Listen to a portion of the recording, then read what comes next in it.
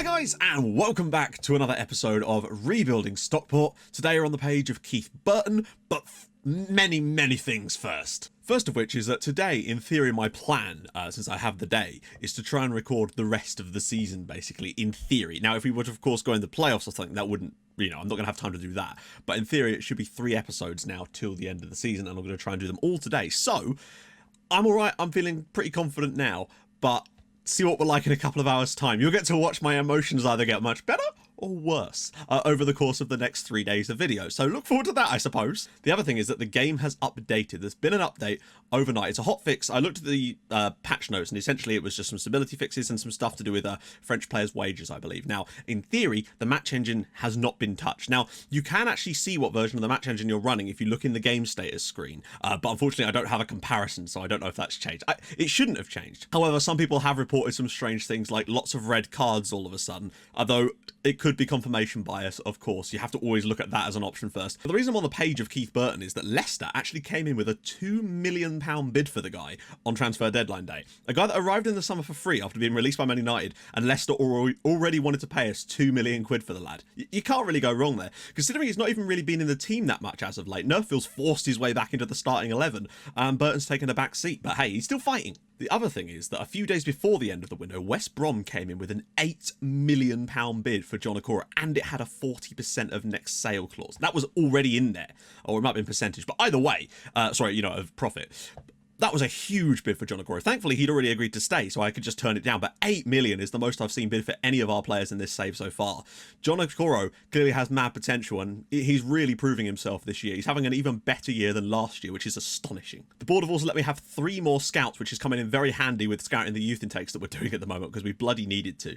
And they're also spending 1.8 million on new youth facilities, which is really good, as well as 25 grand on data analysis facilities, which just shows you how low they were. And it was weird that they wouldn't let me before, but we are slowly improving our data analysis, which is good because I need the data. Right, let's talk about the couple of games we've had off of camera and about where we are right now. Directly off the back of that abysmal performance against Leeds, they didn't really get a lot better, to be honest. I really think that the lack of Liam Miller and some of the other things we've had with injuries and suspensions have really cost us. I think the team is a very finely balanced machine when it works, and when one tiny part of that dies, it's like a Rube Goldberg contraption, it just falls apart. We took the lead early on with this one. Frano Fazic played on the left-hand side as an inside forward in this time. I'm unsure about him or Niall Ennis to play there at the moment while Miller's out, really. Unfortunately, they then equalised through Jaden Richardson, then went in front through Yannick Wildschut, and then we did get goal. But this was when things got a little bit strange. Juro Boset's got one back for us, leveled things up for us. They went back in front again through Caden Jackson before Frano Fazic made it 3-3. We could not find the goal. I mean, you look at the number of key passes we were creating in this game. Andy Davidson was fantastic. Callum Gribbin was fantastic. Carline for Bristol Rovers, less so. He made 2 mistakes leading to goals. One of them, he just passed it across the box and Juro Boset scored. But one thing I've noticed over the period of games lately is that Liam Henderson has gone under the radar as being absolute hot garbage. Like, even in games where we play really well, he puts in dreadful performances for us. And I think he might be part of the anchor in that midfield that is just not doing his job properly. So no, not touching the lineup anymore. And the next game in the FA Cup kind of personified that in beautiful style, so to speak. A very even game. You could arguably say that we were probably slightly the better side as well. Had a lot of the ball, had a lot of chances, a lot of shots, and somehow conceded 5 goals on the night. It just was not happening for us. The Regan Poole own goal was, he headed the ball and it just sort of went the opposite direction to the air. Like, he's heading it away from goal and the ball just goes the other way. It's very strange. Tim Tantrum as well, who's now signed for West Brom, scored a couple, including a free kick in there. Ollie Watkins scored, Hanno Behrens. It was just an absolute mess, unfortunately. Regan Booty was still excellent. Liam Henderson was again dreadful. Basic had an absolute mare in this game too. It's just a very strange scenario. I was very confused. Niall Ennis played on the wing and had a dreadful time as well. So the next game, I did what I did. I moved over to comprehensive highlights to watch and see if I could see. And I'd already done that towards the end of the Blackburn game. Not that it made any difference, but just to have a look at the passages of play. This is the first time we had a virtually full-strength side back. So Gray and Basic both started this one. Gray back from his suspension. Davidson and Booty started in the centre of midfield with no Liam Henderson. You could see the difference instantly. Regan Booty gets an 8.9 in this game, scores 2 goals. Andy Davidson gets a 7.9. He gets an assist on the night. Ben Amar had to play because John Okoro picked up a slight knock. He was still phenomenal on the night. Boset's was set free fantastically well. We played really well. I think that we need the central defensive partnership to have John Gray in it. John Gray and Basic ideally, but John Gray and Regan Poole works okay as well. In the midfield pairing, it has to be Booty and Davidson. The only real downside now is we are still, of course, missing Liam Miller, but Fazic was okay in this game. I'm still not sure if it's him or Ennis, but the other positions seem to be more important because we looked a lot better. That being said, the Luton goal was still a very sloppy piece of defending. We should have cleared our lines, and somehow Paul Blake was able to get through and not equalise, but get one back immediately after the kickoff. That's like the third time in recent episodes that we've conceded these insta highlights. It's frustrating, but a 4-1 victory is much more like it. Thankfully, elsewhere, the others haven't been fantastic. You can see that the gap between us and those guys and Norwich is starting to close down considerably now. Bournemouth, I think they have won a couple of games. They've been okay. I think they've kind of matched what we've done, whereas Fulham actually lost 2-0 at home to Leeds United. So Leeds also, they beat us and Fulham away from home, so that's pretty fair play to them. We've still got a 7-point gap over Fulham, and 7 points is still a lot, but we are going to need to buck our ideas up a bit. 16 games to go, a 7-point gap. I still think we're going to go up, but it's certainly not looking as clear-cut as it was. I think the key thing, though, that we were kind of forgetting about when we were looking at the team over these periods is that I think that the central defensive partnership and the centre midfield partnership are crucial to the way that we play. And having our first choices in those positions, I think makes a huge difference. Liam Miller on the side definitely does, and I think sometimes we can win games without those guys when he's in the team. But without him, we need to have the full strength out there. And Luton are a good side, and we beat them 4-1, which is much more like it. So originally today we were going to do in Bournemouth and the Derby game. However, I've decided that we're just going to do the Bournemouth game because I want to play it on comprehensive because one, it's the most important game of the season so far. And two, I'm still not sure and I want to do this with you guys so I can do what I did before and maybe find a few little tactical tweaks we can make to the system, particularly with the new match engine. I think this is kind of a bit of fun to do a bit more of a tactically dense episode. You know, I like to do them from time to time for the tactics nerds like myself. Could you revisit former players like Darren Stevenson and Ashley Palmer in one of the next videos? Well, why not have a look now? I think a lot of them have retired, unfortunately, which is a pain in the arse, and this needs to change. Best way to do this is just to look in this screen here, and you can sort of have a look at players. Ben Hinchcliffe, retired at 33, fine. Elliot Kebby, he is still playing and he's contracted to Aldershot Town. Ashley Palmer, retired at the age of 31 after he left Chesterfield. Tim Schmoll, retired at the age of 27. Scott Duxbury is still playing and is actually still contracted to Chester, so GG. Conor DeMeo is now at Cheltenham. Jack Payne is actually a manager now. Oriko Souza, retired at the age of 27. Darren Stevenson, retired at the age of 30. Warburton, retired at the age of 27. Turnbull's actually still playing for Chelmsford. Jake Kirby, retired at the age of 27. Niall Bell, retired at the age of 24. Like, the game, they need to sort this out. It just seems that too many players just retire so easily with, like, this doesn't happen quite like this in real life. I know some players retire, but it's just ridiculous when they retire so young, when there's no reason why they would do. This didn't get into my sub box. Yeah, it didn't go to mine either. Yeah, the last video I put out, so that would have been Tuesday night's video. I've seen a lot of people told me that it didn't go into sub boxes, so that's good, isn't it? Well done, YouTube. You had one job. Today, we're away at Bournemouth. They're the favourites because they're the home side and they're in decent form. Ours is very inconsistent. They did lose a couple of games, though.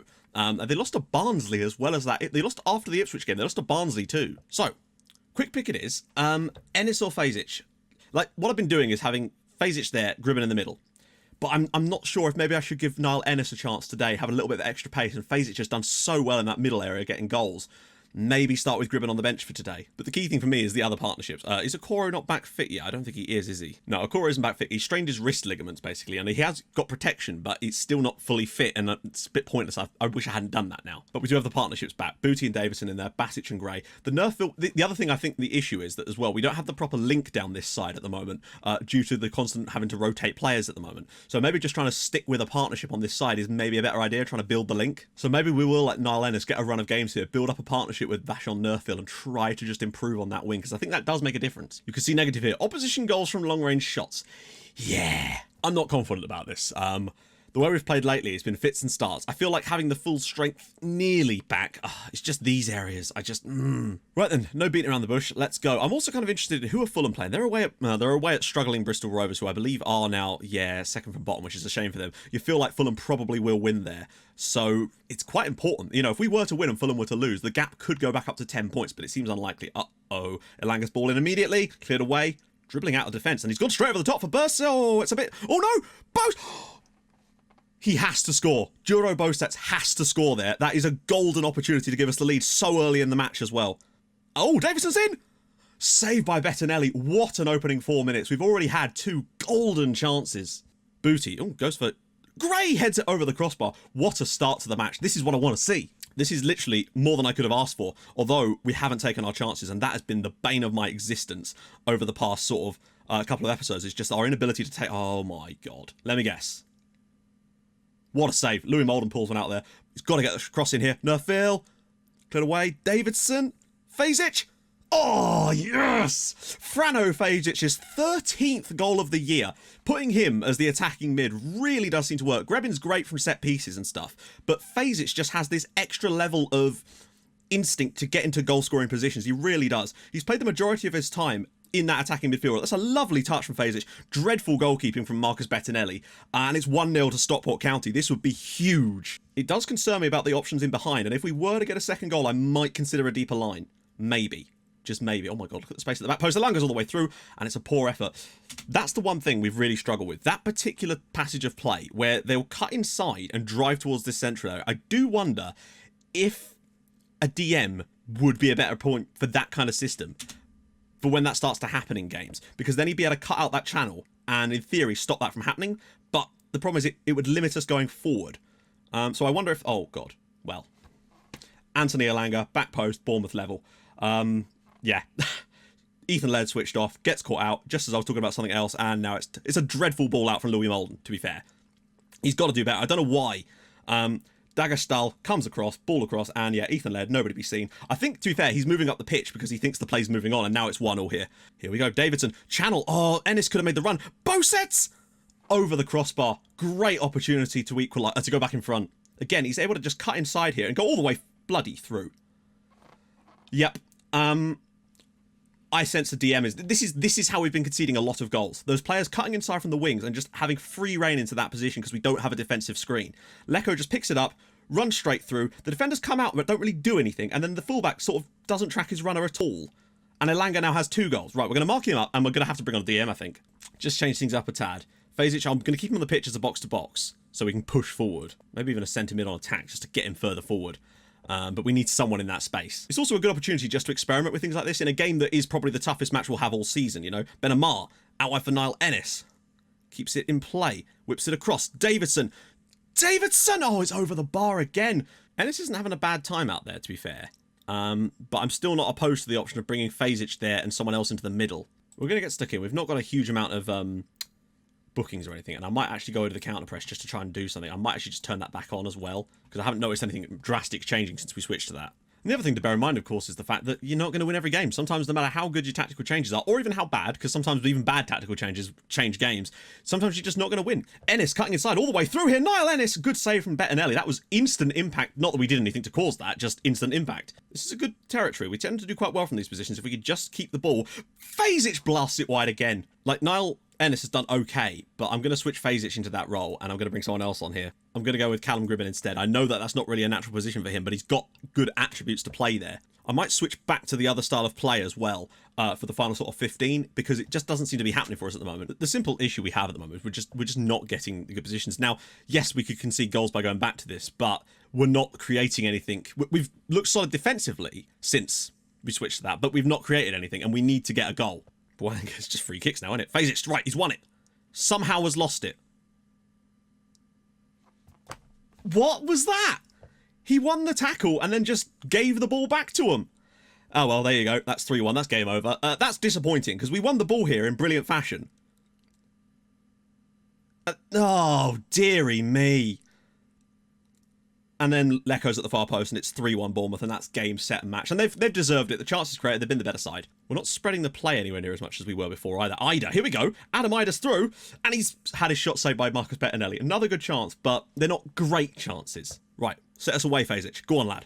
Look at the space over the other side of the pitch. There we go. Ben Amar, 82 minutes. He's through. Ben Amar!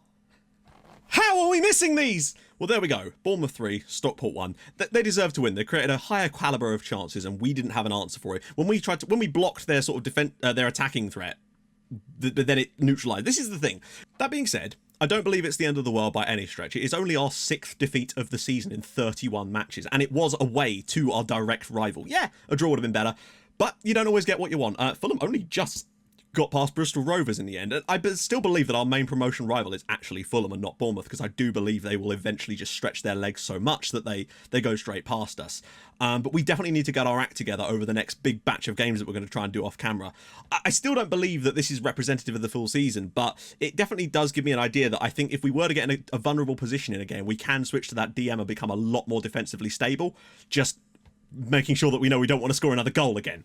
So next episode, I think I planned this out quite nicely. It's going to be Norwich at Edgeley Park. We've had a bit of a humding in battle with Norwich this season, so we've got some tough ones off camera. Derby's not easy. West Brom ain't easy either. Swansea should be a bit easier. Preston mid-table. Reading down towards the bottom, and Middlesbrough mid-table. So some tough games in there, but if we can come through some of these, and remember, the other teams have got to play tough teams too, so it's not like we have to win every single one of these, but we definitely do need to pick it up a little bit when you look, because that is only 1 win in 5, albeit a good win. So we definitely need to find some form again and hope that that comes, because today I can already feel the stress levels rising. So if you have enjoyed this episode, despite that went wrong, sometimes tactical changes and me messing with that stuff, I don't know what I'm doing most of the time. I'm just guessing.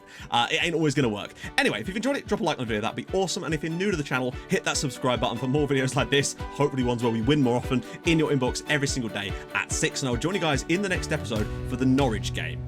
That is going to be quite a difficult one, I'd have to say, to be honest. So I'll see you guys soon. Thank you so much for watching. Bye bye.